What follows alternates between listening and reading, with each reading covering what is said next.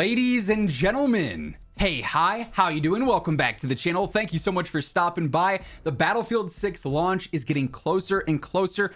Personally, I cannot wait, counting down the days here. But over the course of the past few days, we've actually gained a lot of additional details on Battlefield 6 gameplay. We've seen some new changes revealed. We've seen some new features and gameplay elements detailed as well. So quite a bit to break down here today, starting first with a new update to the Phantom Edition of the game. There's been various rumors going around how they might be adjusting some of the visuals with this, and courtesy of some of the reveal trailers that we've gotten recently, there is a new look at some of the Phantom Edition skins. So we can see now they are just not as bright as they once were. There's a little bit less red across all the characters. I still think they look super clean. They're pretty sleek now, but they are a little bit different from when the Phantom Edition was first initially revealed. They've toned down the skins a little bit more here. Now, of course, a big thing over the course of the past few days has been Battlefield Portal. We got an initial trailer reveal for this, showing off some new features. There were a couple of creators who were able to access Portal a little bit early and get some information on that was shared earlier last week. And now we have a few other additional details that have surfaced in the time since. Battlefield Bulletin reports here saying DICE says Battlefield 6's Portal builder is going to be more of a learning curve for players, and therefore they'll be able to provide a few introductory guides for players to get their feet wet, as well as several modes to learn from and then also tinker with. However, if you've already got experience as a creator, the builder's not going to include a blank canvas map to include whatever you want at launch, but it's coming sometime after release, as Battlefield Studios is still putting the final touches on it. So right away on day one with Portal, you're not going to have just the infinite endless void to create whatever you want, but that is going to be something that will eventually come after launch, once it's fully polished, once it's fully ready there. So while it might be a little bit limited on day one, wouldn't be too concerned about some of the constraints that might be in place there, as it's going to expand presumably shortly after launch. Official creations that are similar to Battlefield's core gameplay loop, for instance, if you're going to play 24/7 Rush or you want to play hardcore Conquest, that's going to grant the same amount of progression as if you were just playing the regular multiplayer modes.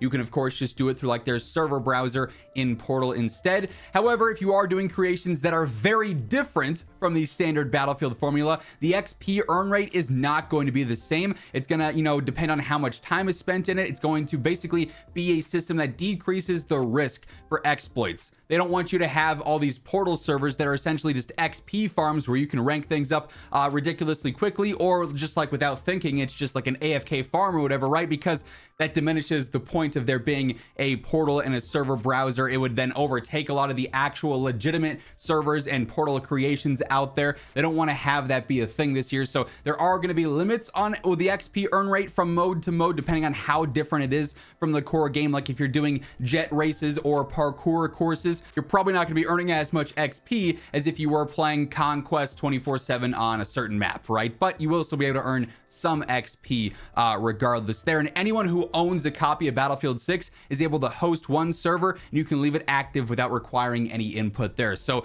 Portal is going to be a game changer for Battlefield 6. I think this is going to add so much fresh and unique content to the game, gameplay experiences to the game, and I think it's going to help a lot with longevity. If we're in the middle of a season and there's not a lot going on, there haven't been some updates in some time, but Portal is just popping and they got cool custom modes dropping and people are building some really cool things, that's going to be a huge help in keeping the game feeling fresh. So I think Portal honestly has the chance to be one of the biggest things for Battlefield 6. Now that is, of course, my somewhat decent Paul Blart Mall Cop style segue into talking about some Battlefield seasons, because we do have some new details on post-launch content and support here. Keep in mind, as we are going through all the various details and news here today, if you guys want to stay informed with everything going on in Battlefield, obviously we're only a couple of days away from launch, so things are about to kick off. We've got so much stuff coming here in the next few days and weeks. You're not going to want to miss any of it. Be sure to hit that subscribe button, turn on those post notifications, and if you enjoy this video, you want to help share it around to new viewers, a like rating is always seriously appreciated as well. But here's some information that we got via the Tokyo Game Show about Battlefield 6 Season 1. Season 1 is going to debut, quote, very shortly after launch. That could be maybe just a couple of weeks after launch, mid-November or something, maybe even super late October. We're going to have to see, as Battlefield Studios has begun preparations for future seasonal content with new weapons, vehicles, and maps being added in regularly. That's not a big surprise. Seasonal content's going to be pretty standard. Each season will offer a few new weapons, some new vehicles, maybe a couple of new modes here and there, new maps, then skins and things of that nature as well.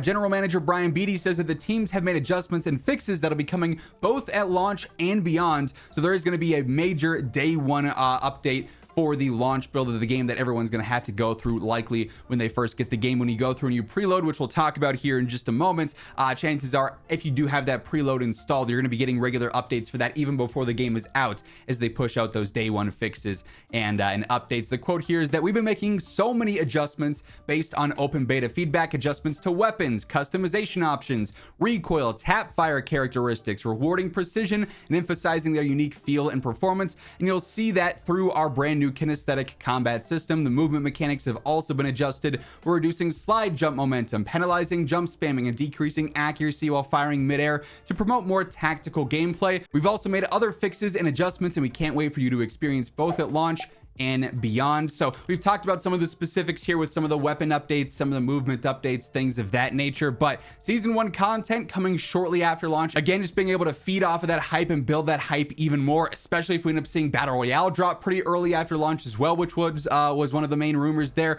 They could have a steady, incline here in hype and player base and player count for some time after launch, which hopefully is going to be the case. And then, as mentioned, I did want to talk a little bit about preloading because we do have some early leaks and rumors on this with more official information probably to come in the next few days. But on Insider Gaming here, they did put up a post saying Battlefield 6 preload guide and file size explained. So Battlefield 6 is going to have a full preload available. And according to some of the leaks that have surfaced there and some images that have, popped up as of late, Battlefield 6 is apparently going to be ready for preload starting on October 3rd, so 1 week before the game drops. So you can go through and you can download the game early and actually choose what all you want to have installed. So this is really important. You can actually pick which components of the game you preload and what you install. So if you're only focused on the campaign right away, that's what you want to have preloaded for day one, you can just preload and download the campaign and have that installed. But if you know you're not going to play the campaign, you're just all in on multiplayer, well then you can just preload multiplayer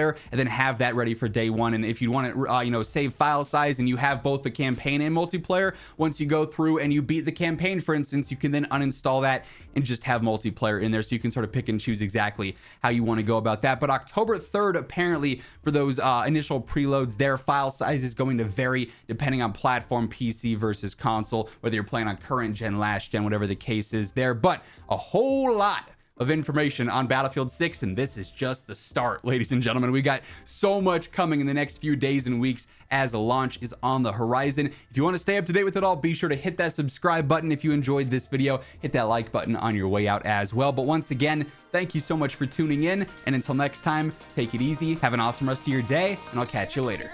Peace out.